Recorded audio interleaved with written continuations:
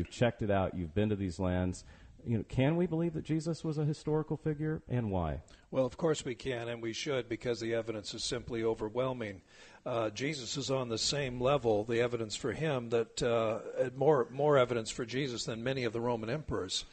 And, we have 4 biographies written in the first century. We have people talking about him who were personally acquainted with him and with his family. Paul the Apostle, who was not a believer in Jesus and his movement, is converted and becomes acquainted with James, the brother of Jesus. For goodness sakes, even skeptic Bart Ehrman, in a book of his, Bart's a skeptic, and yet he says, of course Jesus existed, and if he didn't, don't you think his brother James would have known that?